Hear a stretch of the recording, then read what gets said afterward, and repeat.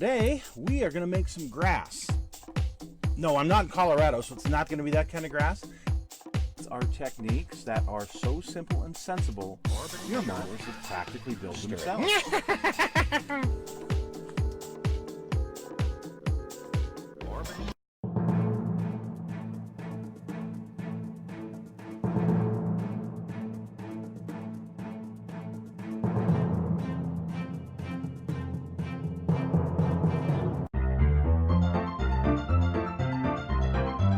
Hello folks, it's Mad Dog Murph. Welcome to the Kit Hoarder Stash. Today, well, we have another ship. This is a 1/700 scale. This is a Fujimi, not a Tamiya, but a Fujimi. And this is quite an old kit. Boy,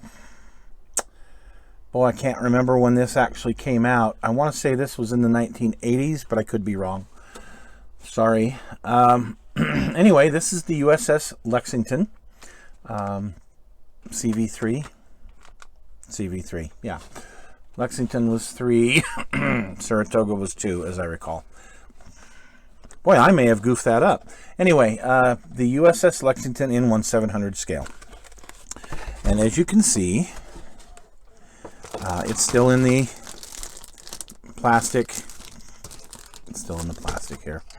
So let's go ahead and pull it out and take a look here. Actually, I can just undo that staple. Take a look at the flight deck. No, this isn't bad at all. It's wood grain. The flight deck is in wood grain. The arresting wires are raised, which is fine. Looks pretty darn good. There is a little sink right here in the plastic, there and there.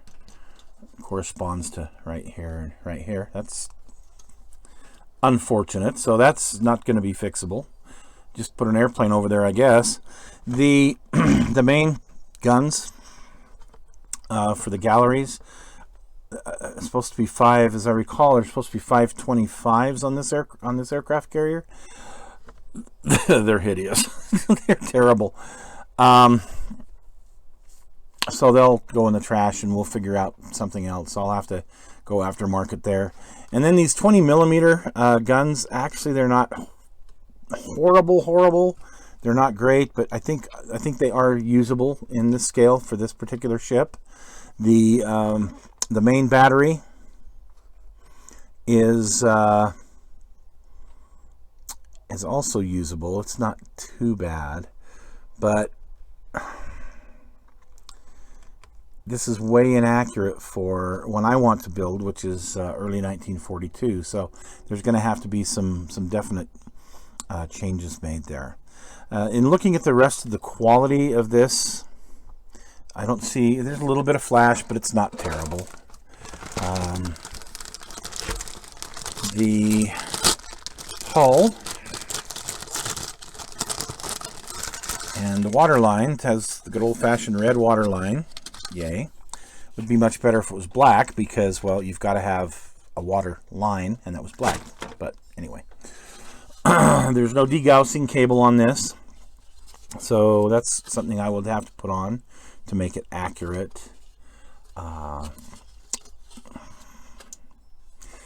don't know how good the shape is on this. I would have to find out from some other sources.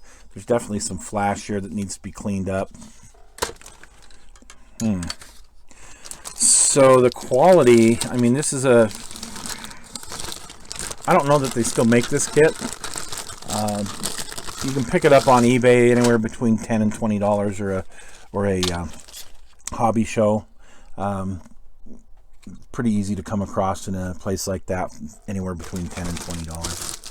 So they're not horribly expensive. If you're paying more than that, then, well, the quality isn't worth more than that. Wow, look at all this flash. Look at all this flash. A lot of flash here. Yikes. So, yeah, just a lot of cleanup just to build it. The galleries are okay. But some of these gun mount areas are definitely not great. The one problem I have heard about this kit is that the island is way too thin when you put it together. So you actually have to, it's like a 1/4 inch. There's a good sizable, it needs to be widened. And there's references online to some of the builds. Model Warships is a good place to go, because I know they've got some builds that people have done, and they mention the corrections they've had to make to this kit. Anyway, yeah, the quality isn't great. If you're going to just throw something together and use it for like wargaming or something, I guess that's what it was designed for, it'll work. If you want to detail it up, you're going to have to do a bit of work to, and particularly if you want to make it accurate. So there's a lot of work to do. However, it is a Lexington, so I think your only other choice is Trumpeter. I think came out with one of these a few years back in this scale. I like their 3/50th scale version of it for sure, because I built that one. Okay, the aircraft are typical clear. You've got the Wildcats, with wings and with the folded wings. These are Avengers. It has 4 Avengers. This thing never had Avengers. And okay, and 4 Dauntlesses. So good on the Dauntlesses, good on the Wildcats, and some decals for them. Here is the Destructions. The Destructions are in Japanese only, so it's a good thing the pictures are in English. See? 7 steps. Pretty easy build. Yeah, pretty easy if you just want to build it straight from the kit, which is fine. I can't tell what colors you're supposed to paint it because it's all in Japanese. So you'll have to do a little bit of research if you really want to make this accurate, and I would imagine you'd want it semi-accurate, but whatever floats your boat. Sorry, I had to throw that out there. I have actually built this one a couple of times. I did a Saratoga and I did a Lexington at the Battle of Coral Sea. Saratoga wasn't at Coral Sea, but anyway, I did it during that time period. How's that? I did a 1942 version. And I did try to make them more accurate, so I spent a considerable amount of time. But again, this is one you can just build in a weekend if you want. If you don't want to get too crazy with it, you can just build it in a weekend, paint it, and it'll look fine. I'm just really picky about my armament. That doesn't look like a 538. It doesn't look like a 525. It doesn't look like anything. So, regardless.